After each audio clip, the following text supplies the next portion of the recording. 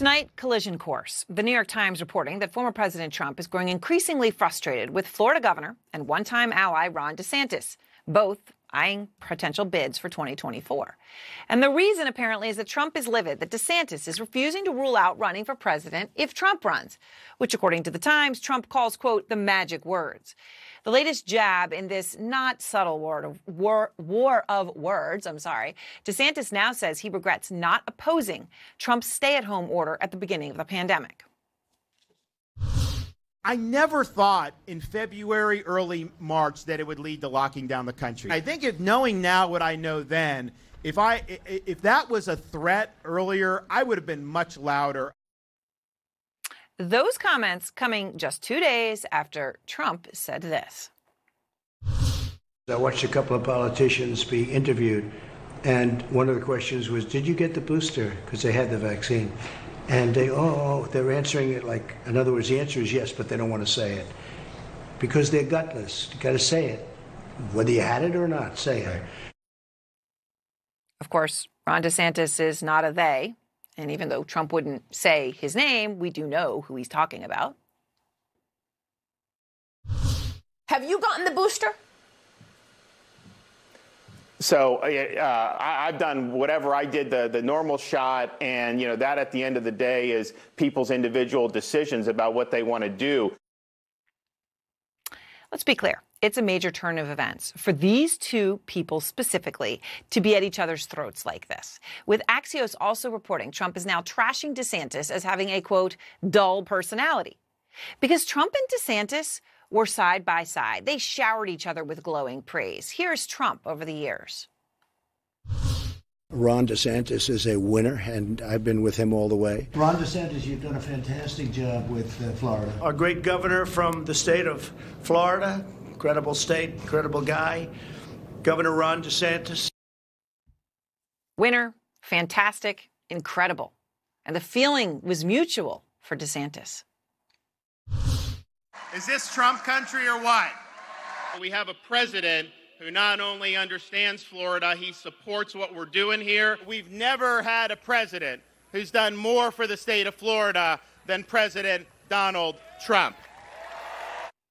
And that was just the tip of the iceberg of a great love affair. This 2018 campaign ad, you may remember this, it showed how willing DeSantis was to go all in with his embrace of Trump. Everyone knows my husband, Ron DeSantis, is endorsed by President Trump, but he's also an amazing dad. Ron loves playing with the kids. Build the wall. He reads stories. Then Mr. Trump said, "You're fired." I love that part. He's teaching Madison to talk. Make America great again. And now it's falling apart. In the end, you only need to listen to Trump himself to understand why he initially jumped on the DeSantis bandwagon and is jumping off now. Ron's been great to me on the witch hunt. He's been a defender of me against these phony charges of Russia. But Ron DeSantis, I like people that defend me. When people defend me, I defend them. Out front now, one of the reporters who broke this story for the New York Times, national political correspondent Jonathan Martin, is back with me. Jonathan, that campaign ad is one of the most memorable of all time. Did anybody see this coming? This sudden schism between two men who had so much in common? Yeah, I think the last 5 years of political history of Donald Trump would suggest that this was probably inevitable, given that both of them harbor political ambitions.